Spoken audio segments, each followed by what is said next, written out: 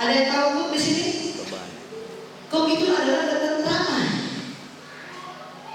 Ketika tadi saya katakan, ketika kita bangun pagi hari untuk saat teduh, berkomunikasi dengan Dia yang memberikan berkat kepada kita, yang memberi kehidupan kepada kita, akhirnya kita mendapatkan ketenangan, yaitu kita mendapatkan kuk.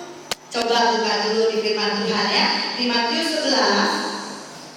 Kita buka di Matius 11. Saudara cari Matius 11. Matius 11 ayat yang ke-29. Matius 11 ayat yang ke-29. Nah, Matius 11 ayat 29. Di sini dikatakan, saya bacakan, "Pikulah kuk yang kuasa dan belajarlah padaku, karena aku lemah lembut dan rendah hati, dan jiwamu akan mendapat ketenangan." Amin. Amin. Siapa suami istri di sini yang merasa selalu tenang? Ada? Pasti ya, kalau di sini pasti tenang. Ya, bajunya merah, suaminya merah. Wah, itu menandakan bahwa ada kesepakatan. Matius 18 ayat 19 mengatakan, "Jika dua orang di dunia ini sepakat, apapun yang kamu minta, Bapakku di surga akan memberikannya." Amin. Haleluya. Dan nanti aku berkata kepadamu, jika dua orang daripadamu di dunia ini sepakat meminta apapun juga, permintaan mereka itu akan dikabulkan oleh Bapakku yang di surga. Beri kemuliaan buat Tuhan Yesus. Wow. Saudara, saya beringat firman ini, ketika kita setia dan kita taat, suami istri terutama, untuk sepakat, apa yang akan terjadi? Keselamatan akan datang. Saudara, pada tahun 2010 saya berjumpa dengan seorang suami istri. Istrinya sedang hamil 6 bulan. Dan pada waktu itu anaknya ternyata di dalam kandungannya terdapat air yang hitam di dalam paru-parunya. Jadi anak ini kalau tidak ibunya bed rest, anak ini akan meninggal di dalam. Nah, pada waktu itu kami berdoa, dan waktu berdoa bersama, Tuhan katakan suami istri ini tidak pernah bersatu, tidak pernah sepakat, karena suaminya umur 30, istrinya 40. Ini tidak jadi masalah kalau soal umur, tetapi hati, karena mereka tidak pernah sepakat. Yang satu maunya A, yang satu maunya B, yang satu maunya C, yang satu maunya D, nggak akan pernah ketemu, saudara. Dan pada akhirnya Tuhan katakan mereka tidak pernah sepakat. Terjadilah Matius ini. Dan saya katakan sama suami istri ini, apakah kalian tidak pernah sepakat? Dan mereka mengaku, saudara. Mereka mengaku bahwa benar mereka tidak pernah sepakat. Tapi dikatakan lagi di 1 Yohanes 1 ayat 9, kalau engkau mengaku dosa, Tuhan itu adalah setia dan adil. Dan Dia mengampuni kita, dan bukan cuma mengampuni, tetapi menyucikan kita, disucikan kembali kita, saudara. Percaya? Amin. Percaya? Amin. Nah, pada waktu itu suami istri bilang memang kami tidak pernah sepakat. Dan akhirnya, saudara, saya katakan, apakah kalian mau sepakat? Mau. Dan kami berdoa pada waktu itu, saudara. Mereka berdoa, puji Tuhan, singkat waktu 3 bulan kemudian, saudara, Tuhan luar biasa. Tuhan katakan kalau sepakat, apa saja yang kamu minta, Bapakku di surga akan memberikannya. Dan ketika kita mengaku dosa, bahwa kita diampuni dan disucikan kembali. Dan anak ini, saudara, airnya ternyata habis dan bersih. Amin. Beri kemuliaan buat Tuhan Yesus. Nah, pada waktu itu, saudara, dokter bilang kalau anak ini tidak ada air yang tidak habis, dia akan operasi. Jadi saudara harus siapkan uang 50 juta. Itu cuma buat biaya operasi, belum kamar, belum rumah sakit, belum dokter. Itu baru buat ruangan, obat, dan dokternya 50 juta belum obatnya. Dan pada waktu itu kita sepakat, saudara, suami istri keluarganya sepakat berdoa, tidak bayar 50 juta, anak ini sembuh oleh darah Yesus. Dan suaminya akan sepakat. Puji Tuhan, saudara, ketika dia melahirkan, dia telepon saya. Saya katakan, janji Tuhan itu ya dan amin. Kan sudah sembuhkan anakmu, kamu akan lahir normal. Waktu itu kita janji tidak bayar 50 juta, tidak ada operasi. Saudara, firman Tuhan ini digenapi. Amin. Dan anak ini lahir tidak operasi, normal, dan dia sembuh. Amin. Beri kemuliaan buat Tuhan Yesus. Jadi bagi Tuhan tidak ada yang mustahil ketika kita mengenal firman Tuhan dengan benar, kita perkatakan dan kita menjadi pelakunya. Seperti tadi Tuhan bilang, aku akan memberikan kuk ketenangan. Amin. Saya mau minta coba suami istri, saya mau kasih tahu apa yang akan dikatakan kuk Tuhan. Pak Harso boleh sama Ibu Harso maju ke depan. Beri kemuliaan dulu buat Tuhan Yesus.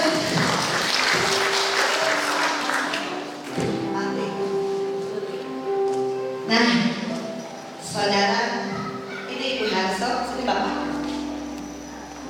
Jauh-jauh dulu, jauh-jauh dulu.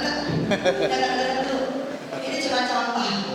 Saudara, apa yang dikatakan kuk itu adalah, nanti saudara lihat sendiri.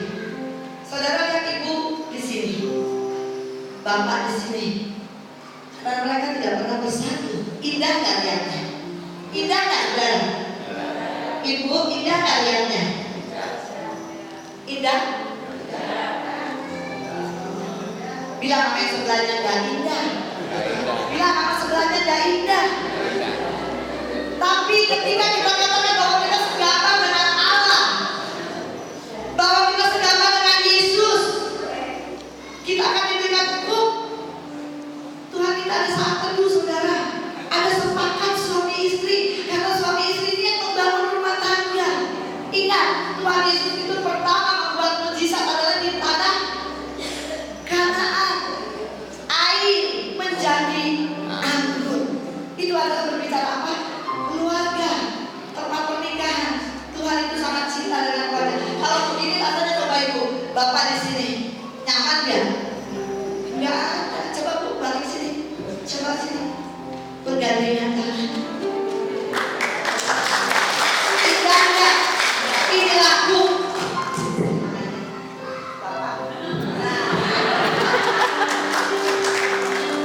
Ini yang dikatakan kuk. Kalau di sawah itu ada kerbau ya, kerbau satu di sini kalau sawah ya, ada kerbau. Jadi kalau nggak ada kainnya, apa bisa jalan mereka? Apa sapi ini bisa jalan? Karena ada kayu tadi.